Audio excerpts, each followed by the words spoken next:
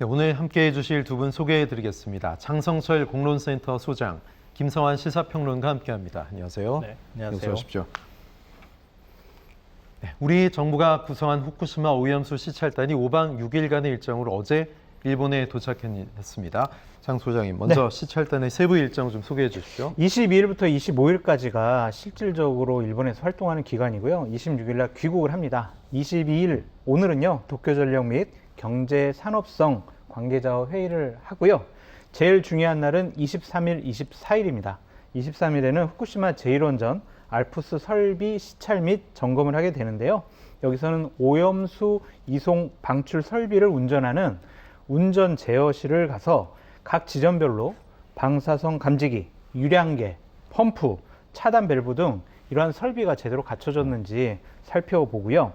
24일에는 알프스 처리 오염수 농도 분석 및 결과 등을 확인하게 됩니다.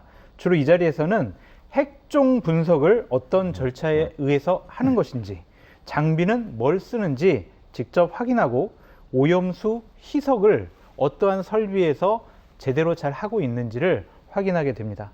그리고 25일에는요, 경산성, 도쿄전력, NRA 관계자와 기술 회의를 하고요.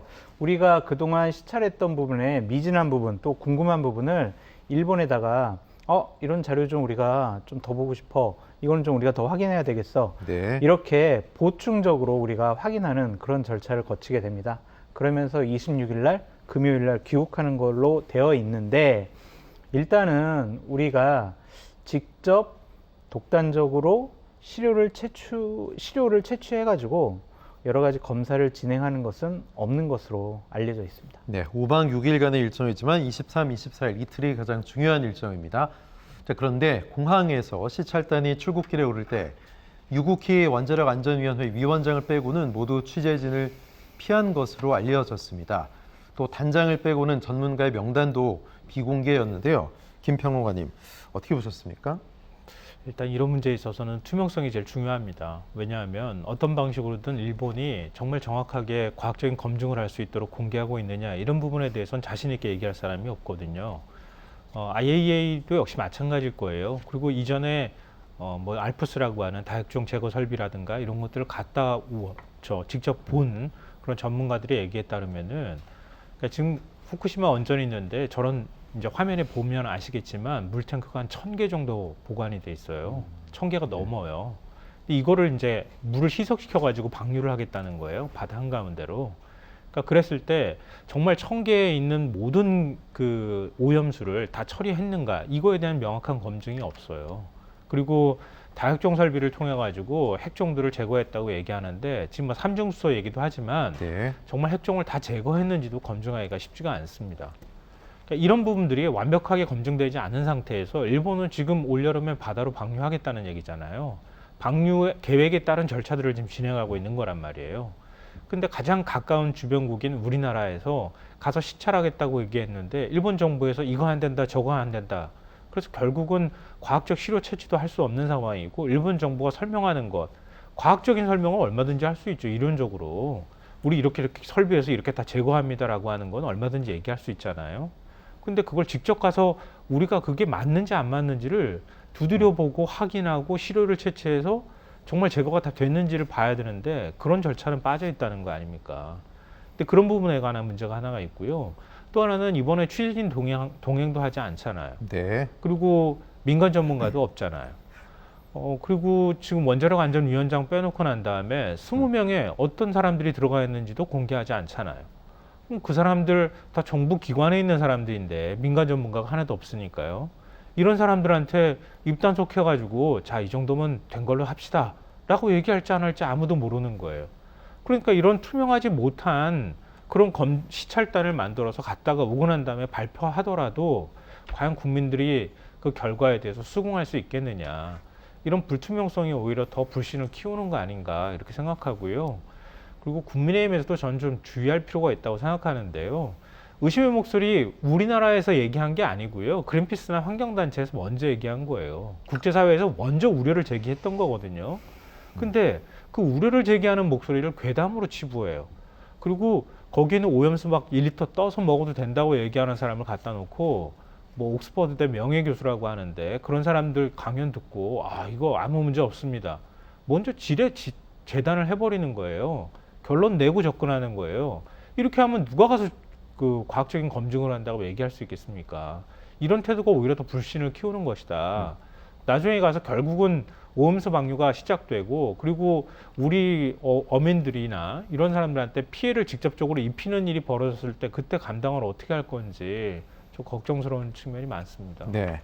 시찰단은 일본 현지 일정 공개와 언론의 취재 허용 여부도 아직 지금 말씀하신 것처럼 결정하지 못했다고 합니다.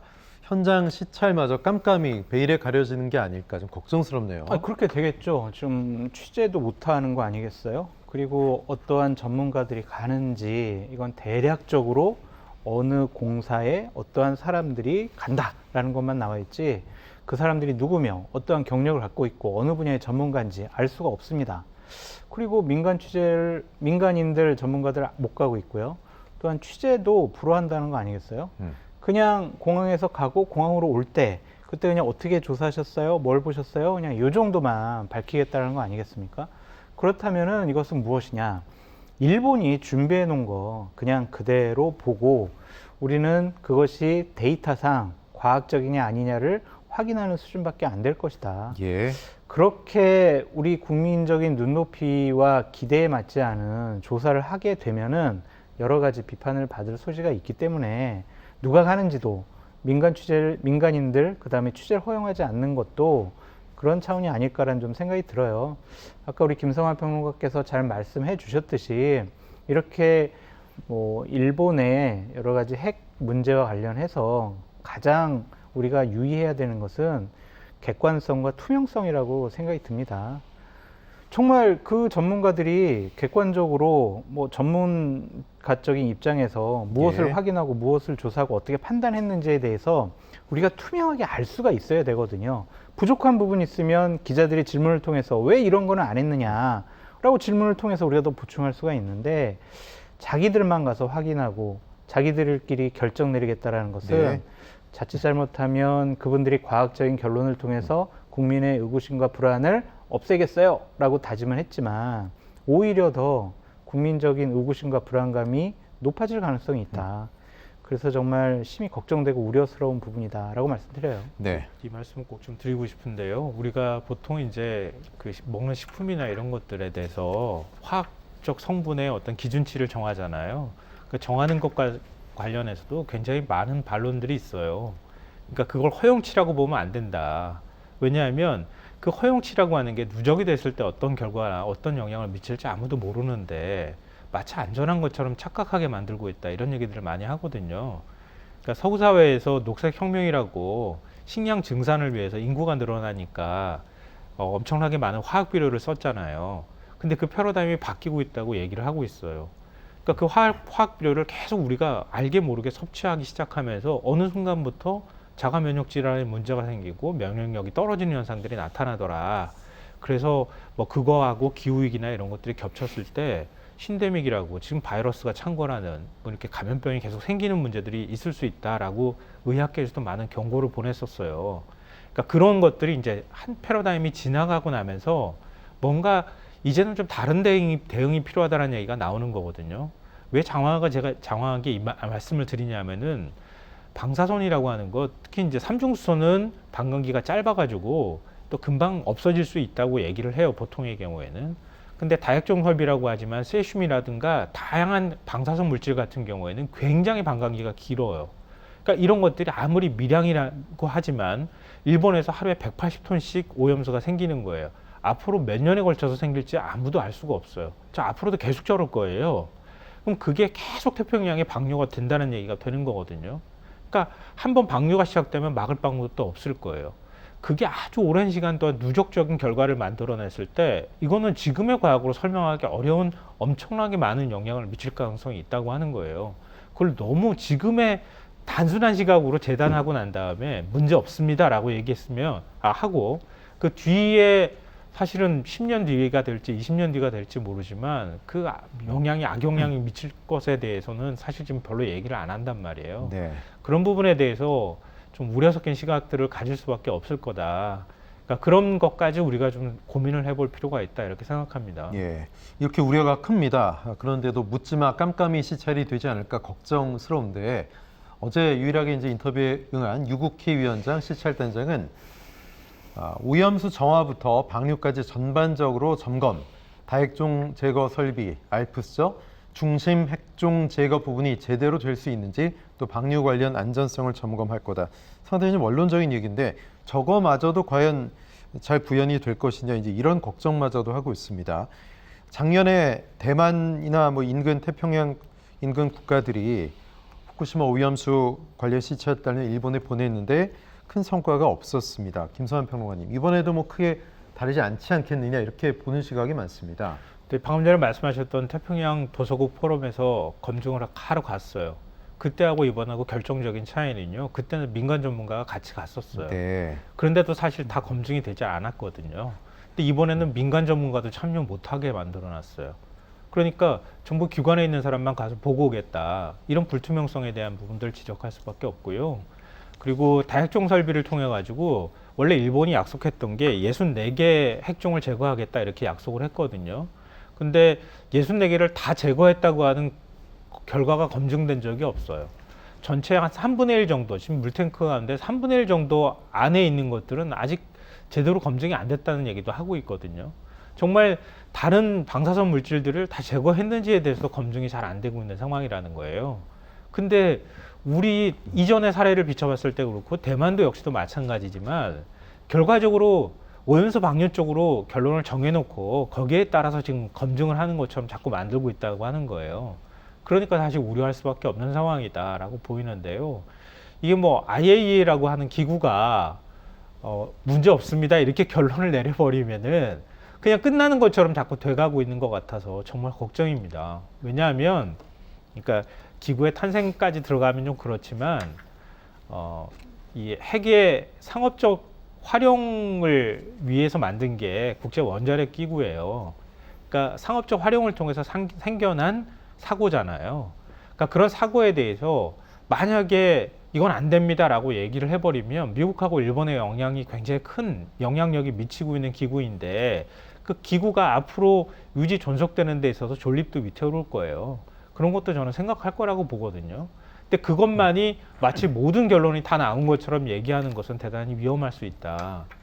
좀 아까도 제가 긴 안목에서 이건 접근하는 게 필요하다고 말씀드렸던 네. 게 바로 그런 점에서 말씀드린 겁니다. 네, 우리 시찰단이 오염수 관련 자료를 얼마나 요구할 것이냐, 또 얼마나 유의미한 검증에 유의미한 성과를 줄 수 있는 자료를 일본 측에 제공할 것이냐 이거에 따라서 성과가 달라질 수도 있다 이런 얘기도 나오고 있는데 장 소장님, 일본이 뭐 그렇게 검증에 유의미한 자료를 줄까요? 안 주겠죠. 그러니까 와, 천여 개의 그 오염수 탱크가 있는 거 아니에요. 거기에 균질하게 모든 오염수가 똑같지는 않을 거 아니에요. 네. 좀 방사성 농도가 낮은 것도 있고 더 높은 것도 있을 텐데 낮은 데만 몇 개 샘플로 해가지고 자 이거예요. 이거를 우리가 바닷물로 희석을 하면은 문제가 없을 것 같아요. 이렇게 자료를 주면은 우리 어떻게 할 거냐고요. 근데 일본이 정말 양심적이라서 가장 안 좋은 그런 오염수 탱크를 딱 샘플로 해가지고 알프스에 넣어가지고 어느 정도 좀 제거한 다음에 바닷물로 희석을 했는데 이거는 기준치 넘어서는 거예요. 기준치 안 맞아요. 그럼 그런 자료 우리한테 주겠어요? 안 줄 거 아닙니까?